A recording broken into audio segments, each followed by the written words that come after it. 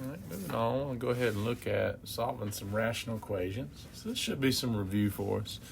Find all real number solutions. So with that said, you have to be careful with rational equation. We can have extraneous solutions. We cannot have a denominator become zero. Divided by zero is undefined. But with rationals, our first step is to make sure all our denominators are factored. So let's go ahead and do that in this first example. Let's go ahead and factor the denominator. So I've got 6x over, well, x squared minus 2x minus 8. Let's go ahead and factor that into its two linear factors. We need x and x up front for x squared. We know the factors of 8, right? That'll give us a middle term of 2x, or negative 2x will be 4 and 2. We need a minus 4 and a plus 2 to make that happen. Outer and inner product, negative 4x and 2x, they add up to negative 2x. And the constants multiply to negative 8. So we know how to factor quadratic trinomials. So they're the two linear binomial factors. And we got minus 3 over x minus 4 equal to x over x plus 2. So now we got everything factored nicely. So once we do that, we want to identify the LCD. So let's find our least common denominator, which is the product of all the different factors that are showing up in these denominators. If any are repeated, we'll use it where it occurs the most, the greatest number of times. But x minus 4 and x plus 2 are only used one time wherever we see those in the denominator. So our LCD would be the product of those two factors.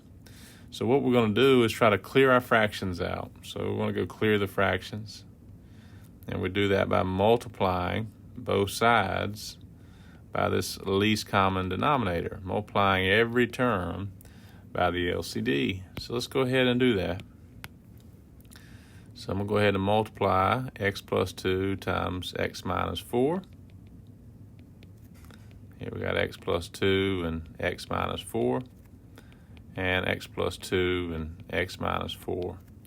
So as we do that, what happens? It's the part we like. We can divide out these common factors. So what's left after doing this step? Let's write down our resulting equation. So now that we've cleared out the fractions, we've divided out those common factors that showed up in the numerator and denominator. Well, in our first term, all we're left with now is just 6x, right? The x plus 2 and x minus 4 is divided out. In our second term, which was minus 3 over x minus 4, now we divided out the x minus 4, and we're left with a minus 3 times x plus 2, right, in our second term. And then on the right side of our equation, what are we left with? We got the x plus 2's divided out, so we're left with x times x minus 4. So now we've got an equation that we like, right? There's no more fractions. We've cleared those out. So let's go ahead and distribute. Let's go ahead and simplify the two sides, and then we'll solve for x. So again, here's our resulting equation. So we'll make that note over here. This is what resulted after multiplying every term by the LCD. An equation without any fractions now. We brought x out of the denominator so we can go solve for it. So we distribute the minus 3 through, we get minus 3x minus 6. So we distribute the x through, we get x squared minus 4x. And on the right-hand side, we're as simple as we get. The left-hand side has 2x terms, so we'll go ahead and combine those. So that's just 3x minus 6 equal to x squared minus 4x. Now looking at it, what kind of equation are we solving? All right, we're solving a quadratic equation. Right, we've got a x squared term. Now with quadratic equations, we know how to solve those. Right, we're going back to our Module 8 work, or I should say Module 7. We set it equals 0, try to factor it or use the quadratic formula. So let's put everything on one side and let's go factor it. If we can, not we'll use the quadratic formula, but let's see what we end up with in this one. So as I move everything over, I'm going to put everything over here on the right-hand side. And I like to see x squared as a positive term. So again, as I do that, I got 0 equal to x squared minus 7x plus 6. Well, they've given us an easy quadratic to work with because I can see the factors of this quadratic. This has nice integer factors. Let's go ahead and set it up. We got an x and an x for the x squared term. We know our middle term is negative 7x. For that to happen, we need to use 1 and 6 as our factor combination of our constant term. Both of them will need to have a minus. We need a negative 6x and negative 1x to make that negative 7x term. And now that we factored it, let's go use our zero factor property. Right, and we'll go solve for x. So that implies x minus 1 can equal 0, or x minus 6 can equal 0, which implies x equal 1 or x equal 6. So we go ahead and add the 1 and 6 over. So we've come up with two solutions. The only thing you do need to be careful with is make sure that these solutions from our quadratic, right, make sure they don't cause any problems with our original rational. When I say that, make sure our denominator would not be undefined with either of these. So again, make sure you go back. So remember back at the beginning with our factors, we knew the denominator, for example, x plus 2, right, it could not equal 0. So x could not be negative 2, for example. And same thing with the other denominator factor, right, the x minus 4 factor. X minus 4 cannot equal 0. If it did, we'd be undefined. So as we know with that, right, 4 would be an undefined value. So we solve for x, x cannot equal 4. But neither one of these were those restrictions, so we're good. They do check. These two values here will check out, and those are our two solutions. So we have two real number solutions to this rational. All right, let's look at what happens in our next example. All right, let's do an example where we have an extraneous solution. I'm going to go ahead and there's the next example. I'm going to go ahead and factor the denominator in our second term. Now I've got 2x over x plus 5 plus 16x plus 40 over, well, quadratic trinomial. Let's build our two linear binomial factors. We know we need the x and x up front for the x squared term. With 5, we need a middle term of 6x. So 1 and 5 will work. So make that happen, right? Plus 5x and plus 1x add up to 6x. 5 times 1 is 5. So again, it factors nicely with integers. And we want to do that step because now we want to identify the LCD. So what is our least common denominator, right? We got to clear the fractions. So we have two different factors showing up. So the LCD is the product of those different factors. So x plus 1 times x plus 5 is the least common denominator. So let's go ahead and introduce that. Let's go ahead and multiply, right, by our LCD on both sides, right? To be equal, find the multiplication property of equality. Got to multiply both sides of the equation, every term, by the same thing to keep it equal. And as we do that, right, we're clearing out these fractions. So remember, finding our LCD clears the fractions and gives us a new equation that we can solve, right, which x is no longer in the denominator. So what is left? So we're left with a 2x times x plus 1 in our first term. In our second term, what are we left with?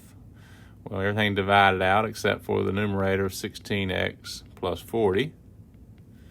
And over on the right-hand side, we're left with 3 times x plus 1 times x plus 5. And let's go ahead and simplify these two sides. So 2x times x is 2x squared. 2x times 1 is 2x plus the 16x plus 40 equal to 3. Now let's go ahead and multiply these. As we pull this out, we get x times x, which is x squared. Outer inner product are 5x and 1x. They add up to 6x. Last two terms multiply together to get 5. And then we can go ahead and distribute, clear out that bracket. So we've got 2x squared, and these are like terms, plus 18x plus 40 equal to 3x squared plus 18x plus 15 as we distribute the 3 through to each term, multiplying each term by 3. And now what do? We're looking at it. So our resulting equation, what resulted after clearing our fraction? It's a quadratic equation, right? We have a x squared term, so we need to set it equal 0, try to factor. Let's go ahead and put everything on one side. Now I'm going to do just like my last example. I'm going to move everything to the right side to keep x squared positive. I like it as a positive term. And let's go ahead and do that.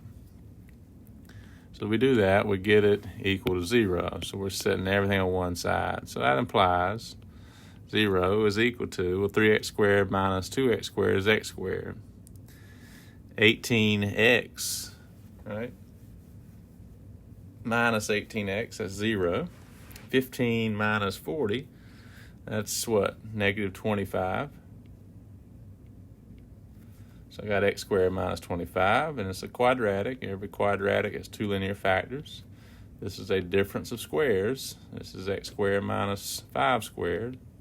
So it factors nicely. So again, as I factor my quadratic, now we use the zero factor property, right, to solve it. So that implies x minus 5 equals 0, or x plus 5 equals 0. So I come up with two solutions to the quadratic equation. But you got to be careful. In this example, these two solutions you need to check, right? I want you to notice what happens with, for example, x equal negative 5, right? X equal negative 5, if you go back to the beginning, right? If you were to plug that in, right, we would have a problem. We'd have 2x. Let's go ahead and substitute that into the first step, first equation here. So 2 times x would be 2 times negative 5, divided by negative 5 plus 5. Right? Well, that's a problem. That's equal to negative 10 divided by 0. Can't divide by 0. Right? So again, this is what we call a extraneous solution. So this is a extra solution, right? This is a solution to the quadratic, but it doesn't satisfy the rational. So again, if you remember our factors back at the beginning, right? X plus 5, again, we can write that down here before we even began. X plus 5 cannot equal 0. So yeah, x cannot equal negative 5. And we came up with that. Just like x plus 1, right? We also know x plus 1 cannot equal 0. So x cannot equal negative 1. Now, negative 1 is not the other solution to our quadratic. It's x equal 5. So we do have one solution. So there's our only real number solution. So that's what we call an extraneous solution, x equal negative 5. So you do have to be careful with rationals, right? You can have what we call extraneous solutions, because we end up solving a different equation, right, when we clear the fractions. There would be a linear, a quadratic, like these examples. Just make sure they don't cause a problem in your original problem. Your rational has x in the denominator, and we can't be divided by 0. So if that x value plugs in and makes the denominator 0, we got to exclude it from the solution set, right? It's not one of our real number solutions. So that's solving rational equations. We'll take a break, and then we'll finish up with solving rational inequalities.